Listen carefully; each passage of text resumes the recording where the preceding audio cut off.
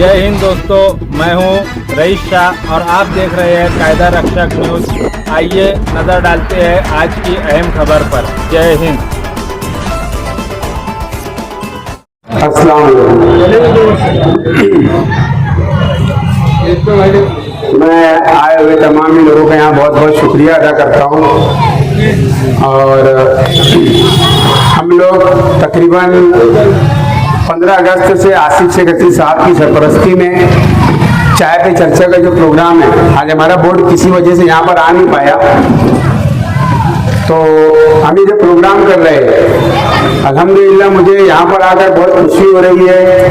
क्या हाजी अशफाक साहब, पप्पी भाई ने और करीम चाचा, यहाँ के जितने भी जिम्मेदारान हैं, हम आपका तहे दिल से शुक्रिया अदा करते हैं कि यहाँ पर हमारे सबसे बेस्ट प्रोग्रामों में से ये प्रोग्राम हमको लगा। हम आपका तहे दिल से शुक्रिया और आप लोगों ने यहाँ पर आकर इतनी बड़ी तादाद में हमारा हौसले को बढ़ाया।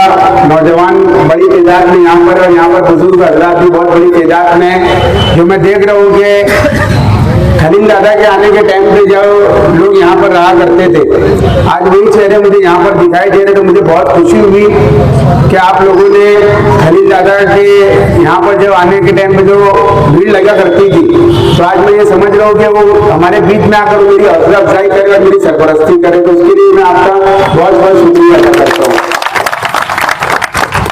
मैं और हमारी जो टीम है, हम तकरीबन 15 अगस्त से आसिफ शेख रशीद साहब ने हमको एक मिशन दिया है मालियाबाग शहर के अंदर 50 दिनों के अंदर चाय पे चर्चा करने के लिए। अल्हम्दुलिल्लाह ये हमारा 16वां प्रोग्राम है इस वार्ड के अंदर। पहले भी हमने यहाँ पर प्रोग्राम रखा था, लेकिन मैयत होने की वजह से ये प्रोग्राम हमारा कैंसिल हो गया था। तो जब और बहुत ही शॉर्ट नोटिस के ऊपर दोपहर में मेरे ख्याल से हाजी साहब आप लोगों को हमने बोला, पप्पी भाई को, हाजी साहब इनको, और अल्हम्दुलिल्लाह मुझे बहुत खुशी हो रही है यहाँ पर आकर के। बहुत कम टाइम में इतना जबरदस्त ये मीटिंग नहीं, ये जलसा हो गया मैं समझता हूँ। हमारा मेन मकसद ये है कि किस तरीके से मालेगांव शहर के अंदर सियासी बेदारी हमेशा के लिए रखना है। होता क्या है दोस्तों कि जब इलेक्शन आते हैं उतने ही टाइम के लिए नौजवान और मालेगांव शहर के लोग सियासत में दिलचस्पी लेते हैं और एक्टिव होते हैं। अब ये वो टाइम नहीं रह गया। अब जो वक्त आ गया, जिस तरीके से मालेगांव शहर के अंदर तरह तरह के हालात आ रहे हैं, जिस तरीके से मालेगांव शहर के अंदर नई नई मुसीबतें आ रही है, चाहे वो SIT का मामला हो, मेरे पहले मुकर्रिरों ने बहुत सारी बातें आपके बीच में रखी, चाहे वो SIT का मामला हो, जन्म दाखिले का मामला हो, या फिर और दीगर मामला हो। आज नुमाइंदगी कौन कर रहा है? सिर्फ और सिर्फ वो हमारे और आपके महबूब लीडर जनाब आसिफ शेख रशीद साहब ही यहाँ पर नुमाइंदगी कर रहे हैं। मालेगांव शहर के अंदर जो 9 महीना पहले, जो 8 से 9 महीने पहले इलेक्शन हुआ, आज उसका खामियाजा पूरा मालेगांव शहर यहाँ पर भुगत रहा है। तो ये आगे ना हो, इसलिए आने वाले वक्त में जो भी इलेक्शन आने वाले कारपोरेशन इलेक्शन के अंदर, तो हम आप सबसे यही गुजारिश करेंगे कि इस्लाम पार्टी के यहाँ से जो भी नुमाइंदा रहा, तो उसको इतनी भारी अक्सरियत से कामयाब करें कि मालेगांव शहर के अंदर इस्लाम पार्टी का पहला मेयर इंशाअल्लाह पूरे हिंदुस्तान में बैठना है। हमको कोशिश करना है, ये आज़म लेकर आज हमको यहाँ से उठना है। मेरे आने से पहले यहाँ पर बहुत सारे मुकर्रिरों ने बहुत सारी बातें रख दी थी। मैं अब शहरी हालात के ऊपर बोलना चाहूंगा।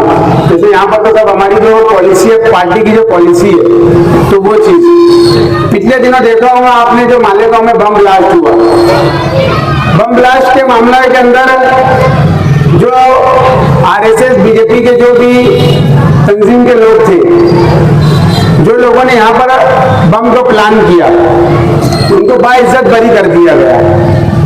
जब उनको बाइज्जत बरी कर दिया गया, तो असली गुनहगार कौन है?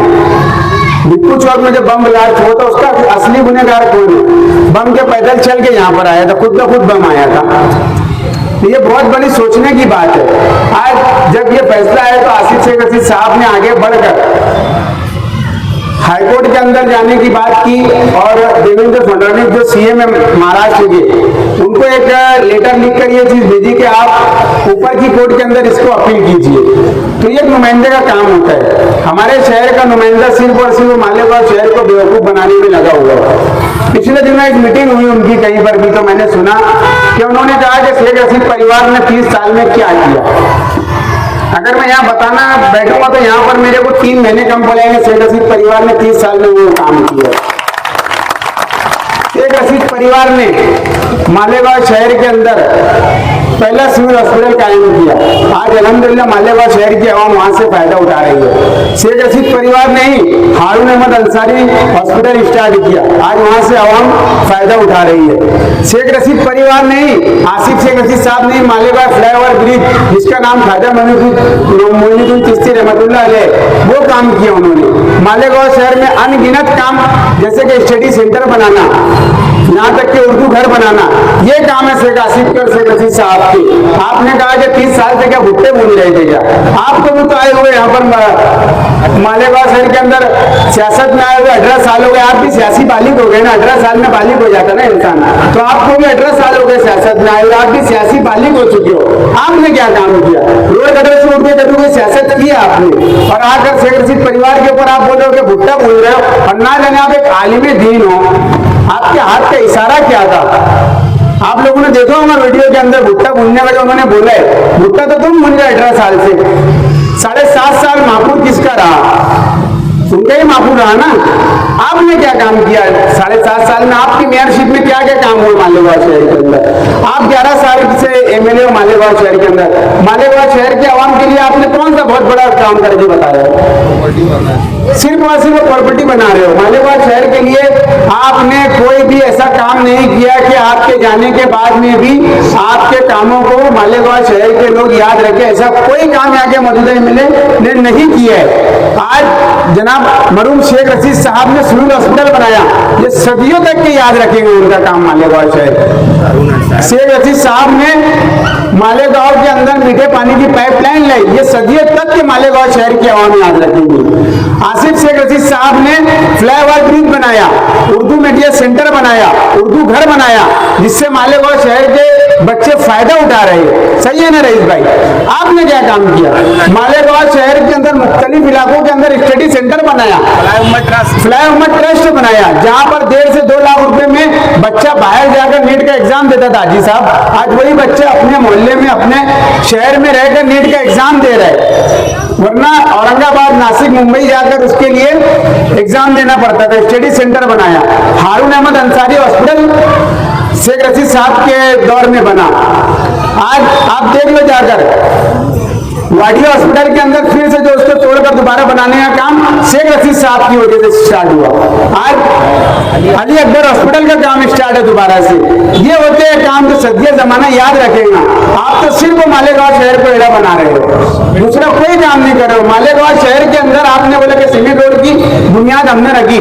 मालेगांव शहर के अंदर जितने भी सीमेंट रोड के काम हो रहे हैं, मरहूम शेख रशीद साहब ने उनकी हयाती के अंदर वो जीआर पास कर गए थे कि जब तक के 1 फुट गड्ढा खोदकर सीमेंट कंक्रीट रोड का काम अब यहाँ से स्टार्ट होगा। और अल्हम्दुलिल्लाह पूरे मालेगांव शहर के अंदर उसी तर्ज के ऊपर काम हो रहे हैं, और उस काम को भी आप अपना काम बता रहे हो।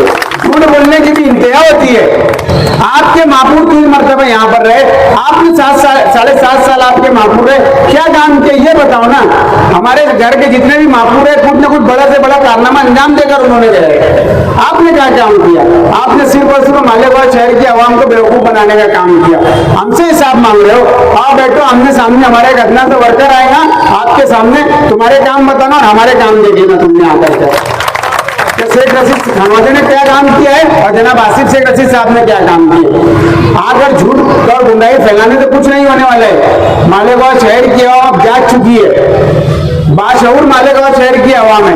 आज मालेगांव शहर में जहां पर खड़ा हूं, यहाँ पर भी कुछ वादे कर गए थे आपने, क्यों नहीं पूरे हुए अभी तक के? यहाँ पर 2 अटेम्प्ट टिकम यहाँ आपने मार कर गए। अभी मैं आ रहा था यहाँ पर रॉकेल की जो डिपो है, यहाँ हमेशा गंदगी पड़ी रहती है। पिछले दिनों मुशर्रफ चौक के अंदर गंदा पानी गटर का आ गया था, कल की बात है। आप अपने पहले जहाँ रहते वो तो साफ करके बताओ, फिर मालेगांव शहर में डेवलपमेंट की बात करना। काम तो आपसे कुछ होना नहीं है। कल की भी जो उनकी कल या परसों मीटिंग हुई उनकी, कोई काम की बात नहीं, बस उठे सुटे वही घिसी पिटी बात करते हैं वो। अरे मालेगांव शहर की आवाम ने आपको 2 मरतबा एमएलए बना के दिया, आपका तीसरा टर्म है, 11 साल होने को आए हैं। मुफ्ती साहब आप ये बताओ कि मैं मालेगांव शहर के लिए मेडिकल कॉलेज लाने वाला हूँ, मालेगांव शहर के लिए मैं सरकारी हॉस्पिटल अच्छे से अच्छे तरह से बनाने वाला हूँ, वरना ये आपको ये नहीं बताना है। बस आपको आकर शेख रशीद घराने के बारे में बदनामी कर उनके नाम के ऊपर पब्लिसिटी आपको अवरना है, दूसरा कुछ काम करना नहीं है। आकर मालेगांव शहर के आवाम को शेख रशीद खानवादे के बारे में बुराई करो और गुमराह करो, इनके बारे में आगे बुराई करो और गुमराह करो, इसके अलावा आपने कुछ काम नहीं किया। आज आपका ऑफिस सेक्रेटरी आसिफ अंजुम जन्म दाखिले मामले के अंदर जेल की सलाखों के पीछे, आप उनके पास में गए, जो उसके घर के तक के गए नहीं गए आप, तो आपसे गाँव क्या उम्मीद लगा कर रखेंगे। मैंने कहा ना कि आपको 18 साल हो चुके हैं मालेगांव शहर की सियासत में, सियासी बालिग हो चुके हो आप। बताओ आपने क्या काम किया। रोड गटर से उठ के, रोड गटर तो एक कॉर्पोरेटर भी बना लेता है, मालेगांव शहर का कोई बड़ा ऐसा तामीरी काम बताओ। जैसे आसिफ शेख रशीद साहब ने उनके एमएलए शिप के अंदर 70,000 किताबें मुफ्त में बांटी है। होता ऐसा था, मैं आपको बताता चलूं, होता ऐसा था कि 9वीं के बाद में जो गरीब तलबा रहते थे हाजी साहब, 9वीं के बाद में माँ बाप अपने बच्चों को पढ़ाते नहीं थे। क्यों नहीं पढ़ाते थे? कि 10वीं की किताबें बहुत महंगी आती थी उस टाइम पे। तो आसिफ शेख रशीद साहब ने 5 साल एमएलए रहते हुए 10वीं के बच्चों को मुफ्त में किताबें बांटी। जो बच्चे टॉप करते थे 10वीं और 11वीं के अंदर, आसिफ शेख रशीद साहब उनकी हौसला अफजाई के लिए लैपटॉप देते थे। प्राइमरी स्कूलों के अंदर ना जाने कितनी प्राइमरी स्कूलों के अंदर आसिफ शेख रशीद साहब ने कंप्यूटर लैब चालू कर दिया। ये होता है लीडर का काम। आप अपने काम बताइए ना, आप तो सिर्फ आते हो और इल्जाम तराशी करके चले जाते हो, दूसरा कोई काम नहीं। प्राइमरी स्कूलों के अंदर तकरीबन 70,000 किताबें आसिफ शेख रशीद साहब ने मुफ्त में बांटी है उनके एमएलए फंड से। ये होता है लीडर का काम। मुस्तकबिल कैसे अपनी कौम का संवर जाए, ये काम करना पड़ता है। आकर इसकी उसकी गिबत करके काम नहीं होता है। ये हमारा काम अलग था भाई, जो चाय पे चर्चा का जो प्रोग्राम था हमारा अलग था, लेकिन मुझे बोलने पर यहाँ पर आज मुझे यहाँ बोलना पड़ा। जो बात आपने कही ना, तो आज जाकर दिल पर लगती है हमारे भी। क्या लगती है? ये बोलते हैं कुछ काम नहीं किया।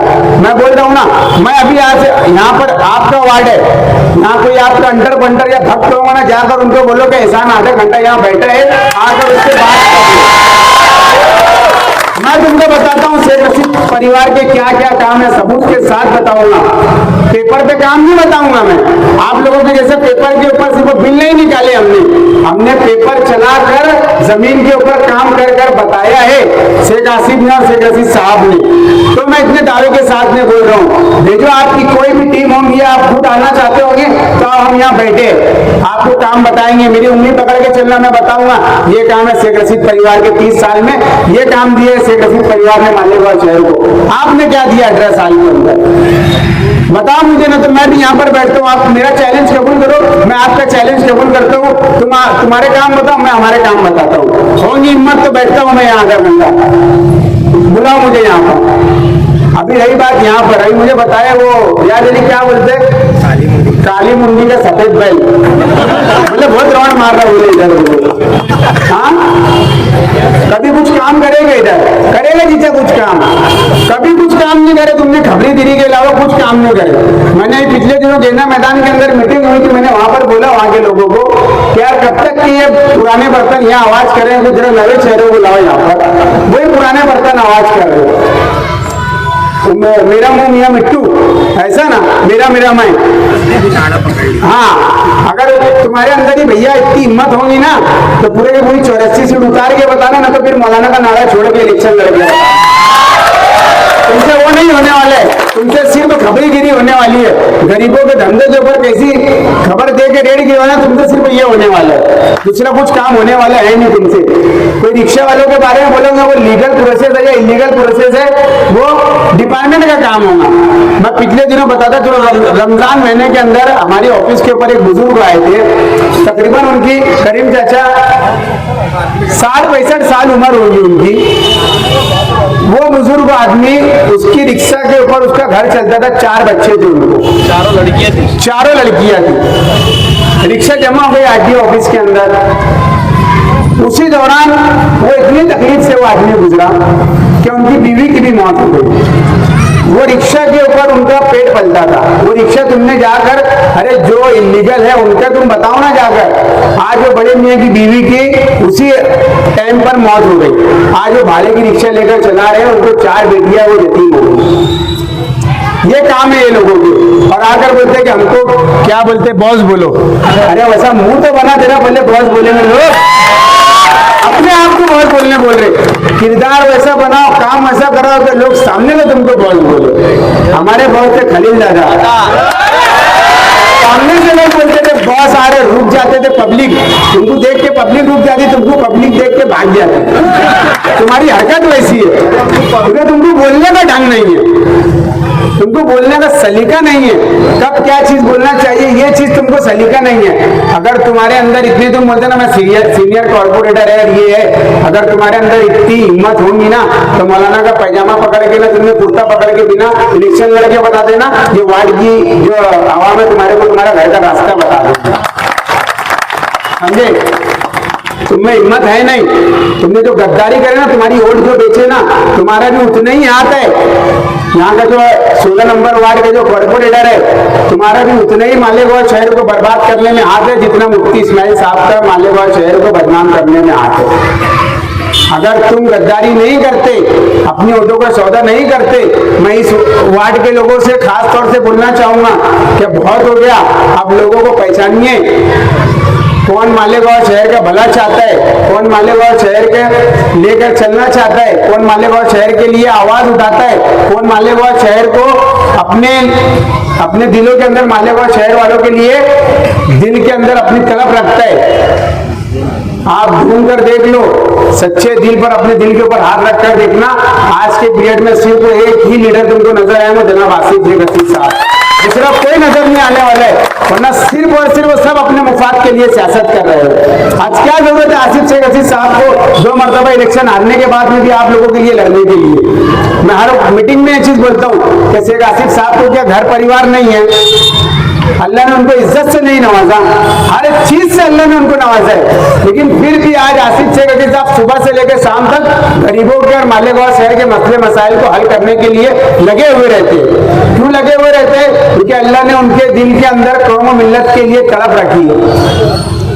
पिछले दिनों आपने देखा होगा सुलेमान खान का कत्ल हुआ, कौन पहुंचा सबसे पहले? सुलेमान खान का जो कत्ल हुआ, आप यकीन नहीं जानोगे, 5 घंटे उसको मुसलसल इतनी अजियत की मौत दी गई, उसके सब नाखून खींच लिए गए, कोई नहीं पहुंचा वहां। सबसे पहले सुलेमान खान के घर पर पहुंचने वाला तुम्हारा और हमारा महबूब लीडर जनाब आसिफ शेख हसीद साहब थे, जिन्होंने जाकर सुलेमान खान की माँ और उसके बाप के आंसू पोंछे।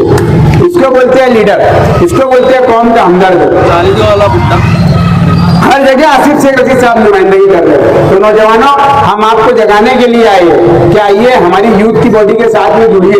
आज ये हमारी यूथ की जितनी बॉडी है, मैं चाहता हूँ कि यूथ की बॉडी हमारी खड़े हो जाए, इसी वजह जो यूथ की बॉडी है वो खड़े हो जाए। ये हमारी जो जितनी बॉडी है, अल्हम्दुलिल्लाह सब अच्छे घर के हैं, सब अच्छे पढ़े लिखे हैं, सब अपने अपने कारोबार से लगे हुए। वसीम भाई हमारे कपड़े का बिजनेस है इनका दुनिया में, सोहेल भाई एडवोकेट है, हमारे उदैब भाई फ्रूट मार्केट के अंदर, आमिन खजूर वाला हो गए, आसिफ हो गए, इनकी दुकान है, नईम हो गए, रिजवान भाई हो गए, पापा भाई हो गए, ये सब अच्छे घर के। ये जब आसिफ शेख हसीद साहब की, ये भी नए हैं सियासत में, चलो मैं तो सियासी घराने से हूँ, ये सब नए हैं। ये जब करीब से सियासत के अंदर आसिफ शेख हसीद साहब को इन्होंने जब देखा और मालेगांव शहर के अंदर, मालेगांव शहर के क्या हालात है, ये देखकर इनके काम धंधे छोड़कर ही आए। तो ये होती है एक तड़प। इन्होंने पहले क्या देखा कि ये एक लीडर के अंदर मालेगांव शहर के लिए क्या तड़प है, तो आज ये कुर्बानी दे रहे। कोई देता है कि अच्छा कुर्बानी ऐसी आज तकरीबन ये 15 अगस्त से मुसलसल हमारे साथ में घूम रहे हैं। तो नौजवानों, मैं आपसे भी चाहूंगा हमारे साथ में जुड़िए, आसिफ शेख हसीद साहब का हाथों को मजबूत करिए, क्योंकि उनके हाथों को मजबूत करना इसलिए जरूरी है कि मालेगांव शहर की तरफ अपने एतराज के जो छोटे मोटे देहात है, एक उम्मीद भरी नजरों से आसिफ शेख हसीद साहब की तरफ और हमारे शहर की तरफ देख रहे हैं। वो ये चीज देख रहे हैं कि किस तरीके से एक लीडर, नौजवान लीडर जनाब आसिफ शेख रशीद साहब इलेक्शन हारने के बाद में भी अपने मालेगांव शहर के लिए कितना कुछ करने के लिए आगे आ रहे हैं। आज उनके पास में भी लीडर नहीं है। पिछले दिनों रॉयल होटल के पीछे एक बहुत बड़ी कॉन्फ्रेंस हुई थी जिसके अंदर 5 जिलों के कम से कम 1700 लोग आए थे। वहां पर 5 जिलों के 1700 लोग वहां पर आए थे। क्यों आए थे वो? उन्होंने शेख आसिफ की कदर को जाना। उन्होंने ये देखा कि आसिफ शेख रशीद साहब को अल्लाह ने कानून से लड़ने की सलाहियत दी है। आसिफ शेख रशीद साहब गली से लेकर दिल्ली तक के कानून जानते हैं, किस तरीके से अपना काम करवाना आसिफ शेख रशीद साहब ये जानते हैं। सीधे काम सब कर लेते है ना रईस भाई, सीधे काम सब कर लेते, टेढ़ा काम करके बताने वाले का नाम शेख आसिफ है, ये जान लो आप। तो मैं आपसे यही गुजारिश करूंगा कि आप लोग काफी टाइम से हमको सुन रहे हैं। दोस्तों, मैं खास तौर से यहाँ नौजवानों से बोलना चाहूंगा कि बहुत हो गया, अब हमको और तुमको उड़कर आना पड़ेगा, वरना हमारी आने वाली जो कौम का जो मुस्तकबिल है, इनका जो आने वाला फ्यूचर अगर बचाना है तो आसिफ शेख रशीद साहब के हाथों को मजबूत करिए। और आने वाले वक्त में कारपोरेशन इलेक्शन के अंदर यहाँ से जो भी उम्मीदवार देंगे इस्लाम पार्टी का, तो उसको इतनी भारी अक्सरियत से कामयाब करना है कि यहाँ से एक तारीख रकम हो जाए। इस रोड का भी आप इस साइड में नयापुरा वार्ड पड़ता है, इस साइड में 16 नंबर वार्ड पड़ता है। क्यों लावारी छोड़ दी? मैं कई सालों से इस रोड को देख रहा हूं, कोई बनाने के लिए तैयार नहीं है। क्यों नहीं बन रहा है? कोई तो वजह होगी ना। मैं आज आपसे बोलता हूं कि हमारी इस्लाम पार्टी का पूरा पैनल यहाँ से चुनकर दीजिए, इंशाल्लाह आसिफ शेख रशीद साहब यहाँ आकर खुद ही रोड का उद्घाटन करेंगे और बनाएंगे। मैं आपसे ये वादा करके जाता हूँ, लेकिन कब? जब तक कि आप यहाँ का नुमाइंदा चुनकर नहीं देंगे। बहुत हो गए यहाँ पर, अब बाहर के लोग आकर आपसे वोट लेकर जाते हैं और आपका काम करते नहीं है। बोलना तो बहुत कुछ था, वक्त ज्यादा हो गया है। मैं आखिर में हमारी सभी यूथ की बॉडी की जानिब से यहाँ पे आए हुए तमाम लोगों का शुक्रिया अदा करता हूँ कि आपने इतनी बड़ी तादाद में आकर हमारे हौसलों को बढ़ाया है। और आने वाले वक्त में जिस तरीके से भी हम आपका आवाज देंगे, यहाँ के जिम्मेदारान का भी शुक्रिया अदा करता हूँ कि आप हमारा साथ देंगे। इतने ही बोल अपनी बात को खत्म करता हूँ। शुक्रिया। अस्सलाम वालेकुम।